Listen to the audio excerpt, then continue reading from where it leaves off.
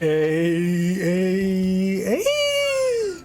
Now, we're doing a tier list video, but this one may seem a little unconventional. No one's really done anything like this before, and I'm all for doing shit that no one's done. Just weird, wacky shit that no one would ever think of doing. That's me. I like doing that type of stuff.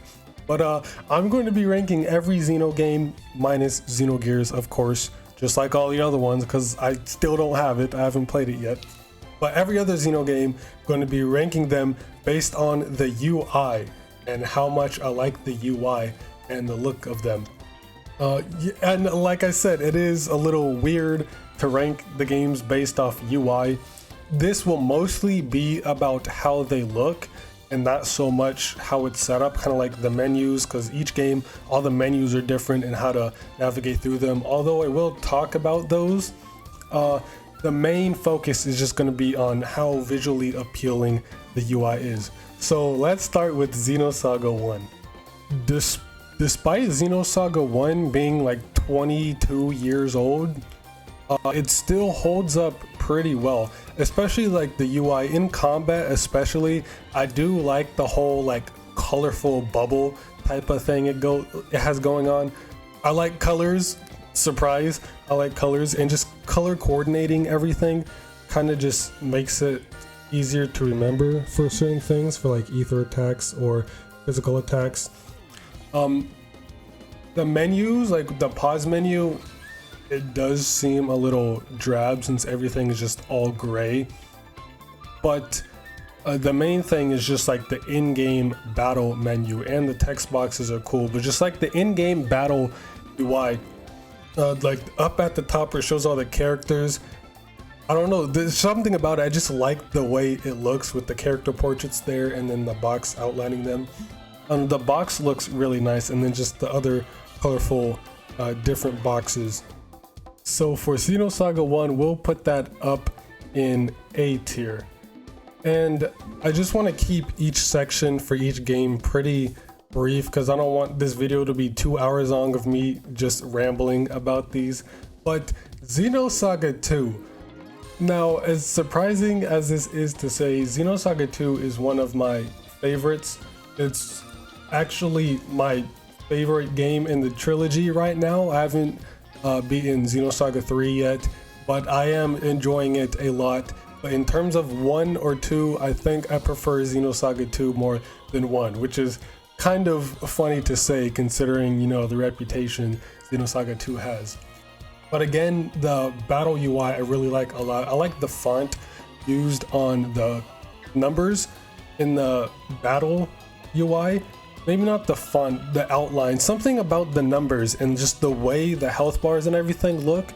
It looks kind of like bubbly and like toyish type, if that makes sense. Just something about it. It just looks really, really nice for all up top for all of like the characters and the numbers and the bars and everything. But the menu can be confusing at times, like the in-game like battle menu. It is kind of hard to remember which attacks go for which zones at first, but once you get used to it, you know, it's pretty memorable. Even as much as I've played Xenos Saga 2, sometimes I still forget and I get mixed up, and it's kind of hard to tell what all of the symbols mean, you know, if you aren't hard versed into this combat system of Xenos Saga 2. But other than that, I really like the UI for Xenos Saga 2. I just wish the game wasn't so goddamn slow.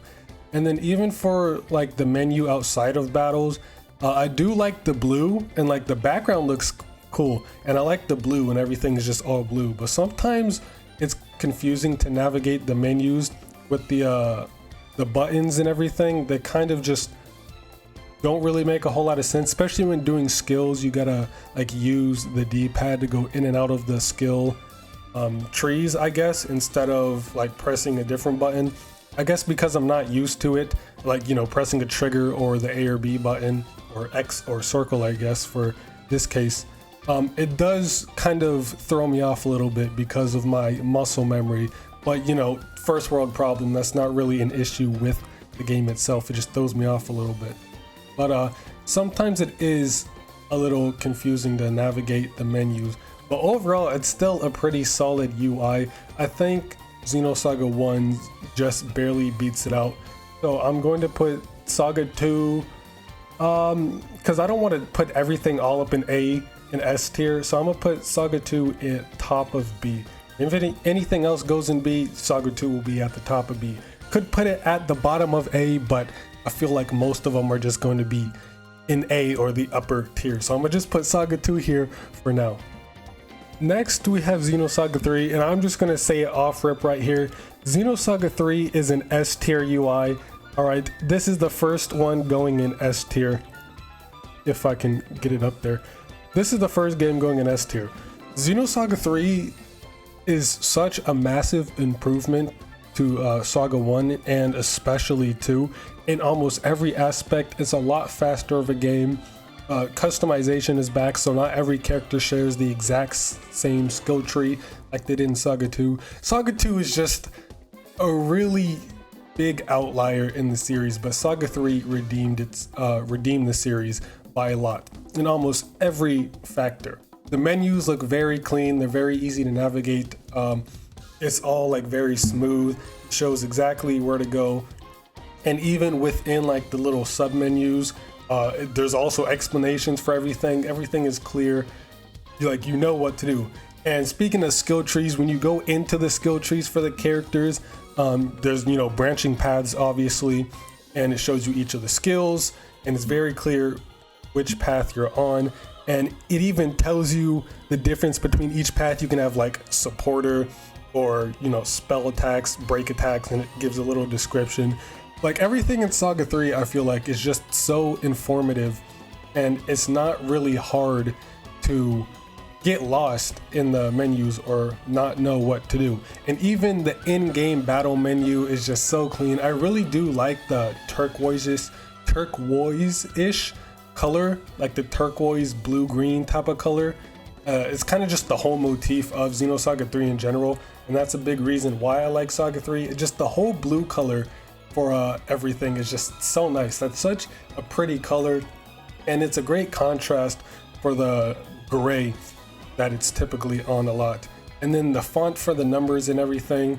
And don't even get me started on the database. All right, they have a built-in like encyclopedia in the game.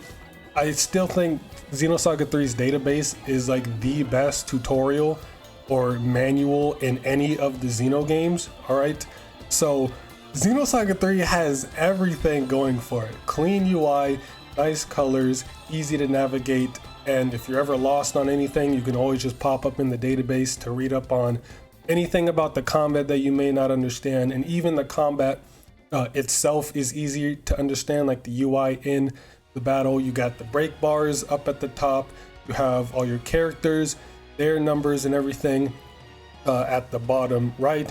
Everything is just so clean and organized, it's easy to see what's going on. I really like Xenosaga 3 a lot, and I will eventually finish it soon, just give me some time. But yeah, Xenosaga 3 is an easy S tier. Now we get on to the Xenoblade games, and first we have Xenoblade 1. Xenoblade 1's UI, I mean, it was the first game in the series, so a lot of the UI throughout the rest of the games were inspired by the Xenosaga or Xenoblade 1 UI. For example, like having all of the characters in the left, like their portraits, as well as their health bar and everything in the left. The only game that didn't have the portraits was Xenoblade 2, but even still, it's just all the health bars and everything lined up on the left. And that just seems like a common thing for Xenoblade 1, having everything lined up on the left. So for like the health bars, and then in the menu, on both menus, there's two separate menus, which I think could have been mapped out to different buttons. There's one on the plus menu, like the plus button, and then another on X, which really throws me off a little bit. And then another menu on the Y button to like skip travel. So having it all like right there in that one diagonal line is kind of confusing. I think it would have been better to just do plus, minus, and Y, or plus, minus, and X instead of X, Y, and plus. It does take a bit getting used to, especially since, you know, I have almost 600 hours in Xenoblade 2. I'm so used to that button map, button layout, I guess. So it does throw me off a little bit. But the menu for DE, like in the menu, when you open up the main menu, and it has all the characters right there in this on the screen, and it has like actual animated models right there when it shows all the characters. I like that a lot. No game has done that. Even Xenoblade 3 got close to that, where it shows all the characters on screen, but they're kind of just standing there. In Xenoblade 1, all the characters like moving around and doing all this, at least for the 3 main characters you have in your party right now. I do like that a lot. But yeah, overall, the Xenoblade 1 UI is pretty clean. In battle, I mean, it's kind of basic since there's not really a whole lot going on. You got the health bars, you got the enemy health bar at the top, and then your art palette at the bottom and the chain attack in the top right. You know, it's pretty simple. So, I mean, there's nothing to knock it for. Simplicity is always nice. Not everything has to be super overly complicated. But I feel like it could just have more color to it. Everything is kind of just like brown, so it is a little boring on that front, but overall it's still a pretty solid UI. So I'm going to be putting that in let's say like A tier. I guess that's a fair place for it. Next is Xenoblade 2, and I'm just gonna say this now, Xenoblade 2, that's easy S tier, above Saga 3, best UI in the whole series, at least my favorite. And no, before y'all go and say, oh, this is biased, let me explain, all right? I'm trying to be as unbiased as possible in this video. But Xenoblade 2, I really like the like bright blue background, at least for like the main menu. If you noticed, you know, menus with cool colors or nice backgrounds in the menus are higher up. But just like the background in general in the main menu is so cool. So you see all like the different titans, everything all in the background, and it's a dynamic background, so it moves along with the like it moves for each different like sub menu you hover over and click on. So I think that's really cool that none of the other menus have. And just the blue color is very nice, and it just thematically fits Xenoblade 2 as a whole, considering core crystals and everything. They are the color of core crystals, and even the menus themselves are in the shapes of core crystals, so it very thematically fits well. And then within the sub menus, everything is very clear. Like there's buttons telling you like which buttons do what, and just very detailed information, especially just on the character screens, and it shows you all their stats and then all their affinities with the blades, all of the like different, I forgot what they're called, the IQ points, I don't know, but the different things you use the boosters for. You know, you can see the specials, the blade arts, all of this different information, field skills, everything you need to know in just those little sub menus right there, without having to go all the way into the characters. And then each little sub menu has like a very nice graphic to go along with it to show you exactly what is what. So I think just the menu itself in Xenoblade 2, just the bare main menu itself, is just all so clean and so nice, so organized. Everything, it's very easy to navigate around and do stuff with. Now the affinity charts, those are a little finicky with the buttons. They're kind of not really mapped how you would think. But even still, everything about the Xenoblade 2 menu is just so clean. And even in combat, everything's there. You got all of your driver arts over on the right, got all of your blades on the left and show which blade it is and what element they are. You got the health bars up in the top left, although it would be nice to have like the portraits of the characters there. You know, that's just a minor nitpick. They also have the, you know, chain attack gauge up there, and then blade combos up in the left or in the top right, and it shows you what the effect will be for that blade combo. So like all of the different seals, just like everything about Xenoblade 2's UI is so nice. The text boxes I feel are a little boring. They're just basic white text boxes, but at least they're dynamic and move with the camera. But other than that, I really like the very like sleek design of Xenoblade 2's menu. Now this is all just unbiased, all right? I'm trying to be as unbiased as possible, even though, you know, what a coincidence that Xenoblade 2's is the best in the series, right? But I swear, this is not biased. I just genuinely really like Xenoblade 2's UI, which, you know, of course, what are the odds? My favorite game in the series has my favorite UI, right? It's not related, I swear. Correlation does not equal causation, but yeah, Xenoblade 2, easy S tier. So I wanted to do Xenoblade X before 2 because I just want to keep in chronological order, but I already forgot, so it doesn't matter. But Xenoblade X, this one is a special case. It's kind of hard to judge this one because Xenoblade X is so different from the other games in the series. Xenoblade X is more of like an MMO RPG. It feels more like an MMO with the combat and the UI and just how everything is set up, like the quest system. It's more so of an MMO with, you know, it being heavily based on exploration. And I think a side effect of that is one of the biggest reasons why I'm going to be putting X where it is just how small all of the menus are. It's kind of hard to read a lot of the menus and just the UI, especially when you're playing only on the gamepad. I swear I gotta be like 2 centimeters from the screen to see what it says, and it doesn't help that I have bad eyesight in my right eye anyway, so I just get fucked every time I play Xenoblade X in handheld. I can't read shit. But even just on the big screen, it's still, everything's kind of small, and the text boxes, at least for like the missions and everything, are very transparent, so it's hard to read it anyway with how well it blends in with the background. But one thing I do like about Xenoblade X, it does also thematically fit. You can kind of tell, especially in battle with the arts palette, it gives off this like futuristic technological feel, which makes sense for X since it is a very like sci-fi technology futuristic based game. So I feel like the UI fits that pretty well. It's not really too different in and out of combat. I do like that you can still play and move around and do stuff while the menu is open. So when you press plus to open the menu, it comes up on the right side as opposed to the left side, like 1 and 3. It comes up on the right side, but even with the menu open, you can still run around, jump, interact with stuff. It's really cool. I like that a lot.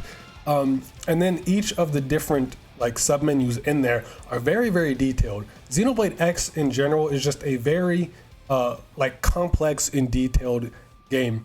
They have an entire manual like built into the game because there's just so much content in the game. There's so much to do, so much to learn about.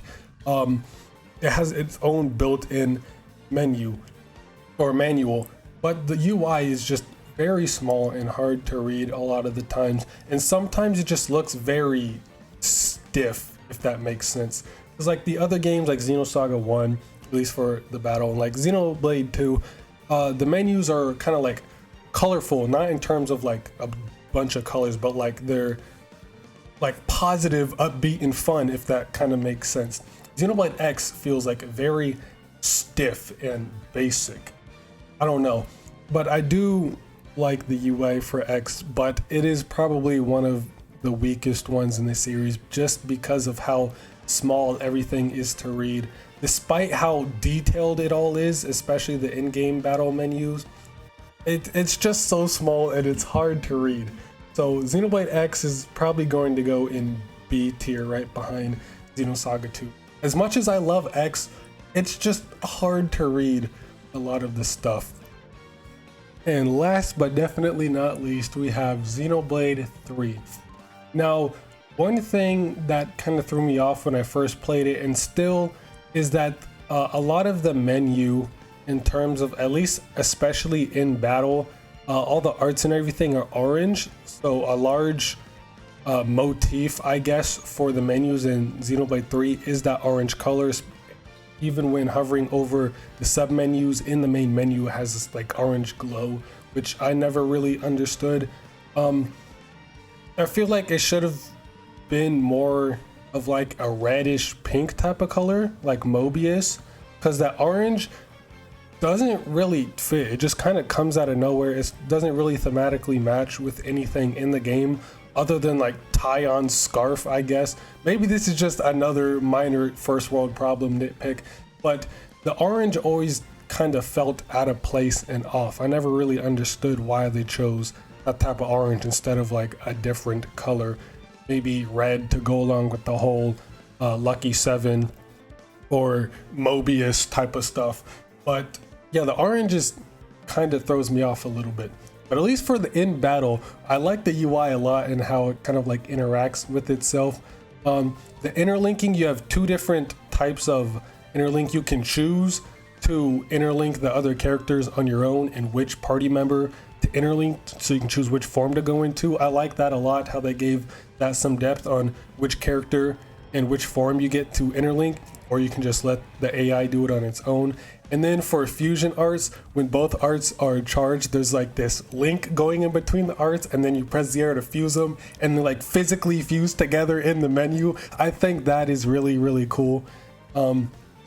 I just feel like overall the battle UI is a lot more like organized and refined from Xenoblade 2, since of course the battle UI is based a lot on Xenoblade 2, at least in terms of like not function, but in terms of like foundation and how it's built, like the design and the placing of everything. I do like the chain attack wheel, I guess. I like watching it just charge up over time, and then when it's all charged up, it has this like really cool flare. And even chain attacks themselves just has a really nice and clean UI. It's kind of easy to know what's going on. And even in the main menu outside of battle, Xenoblade 3's menu is it's definitely one of my favorite. I really like the like bluish purple background, and then the main menu music, even though it does kind of get repetitive, especially when you're opening the menu over and over again. I do like how they gave the menu its own separate theme. That is pretty cool, and it's a very nice and relaxing theme anyway, so sometimes I'll just sit in the menu and just listen to the music. But overall, I feel like Xenoblade 3's menu is the most dynamic and unique. It is really nice, but that orange just kind of throws me off a little bit. It's very I don't understand why they chose that orange, but I'm not really knocking it for that. And I wasn't going to include the side games for this, like FC, Future Deemed, and Torna, because I can make a separate video on those on their own and go more in depth on those. But I do like how Future Deemed streamlined a lot of stuff and gave it very nice quality of life, like adding percentages, like completion percentages to the menus in Future Deemed, and you know, the Enemypedia, the Collectopedia, and just a whole ton of quality of life stuff. And even on the main, or like the mini map, you can upgrade it to help you find survivors or chests, containers, and all that. So Future Deemed just added a whole lot of very, very nice quality of life. But I didn't want to factor any of that in because Xenoblade 3 would easily be number one. But Xenoblade 3 just by itself, not counting Future Deemed, I don't know if I want to put it in S or the very top of it. I guess I can put it in S. I'll put it at like the bottom of S, since it is a very unique and dynamic all right, and that's the list. I did move a couple of things around. I moved Xenos Saga 2 up a bit higher and Xenoblade 1 down a bit lower, because I realized I like Xenos Saga 2's UI a lot, you know, especially since how much I've played the game. I've just grown over time. It's grown on me, and I've grown to genuinely like it, with, you know, the whole playthrough and then this challenge run that I still haven't finished yet. I like Xenos Saga 2's UI a lot, especially like the whole bubbly type of font, I guess, going on in the battle menu. I'm not going over that again, but I just like Xenos Saga 2 a lot in general, which is very on character for me to say, since I typically like a lot of stuff that many people do not. But this is the final list. So in S tier we have Xenoblade II, Xenos Saga 3, and Xenoblade 3. A tier we have Xenos Saga 2 and Xenos Saga 1, and then in B tier I have Xenoblade 1, Xenoblade X. Now, seeing Xenoblade 1 and X at the bottom doesn't mean I don't like the UIs in those games. They're actually very nice, especially Xenoblade 1's with the dynamic character portraits in the menu, but it just feels kind of boring, not enough color, I guess. I like colorful stuff, so I mean, it would kind of make sense. And then Xenoblade X doesn't have a bad UI, it's just everything is so small, kind of hard to read sometimes without getting like really close. But yeah, this is my list. I don't know how controversial this will be, but I'm excited to see. So that's really about it. So see you next mission and play some goddamn Xenoblade.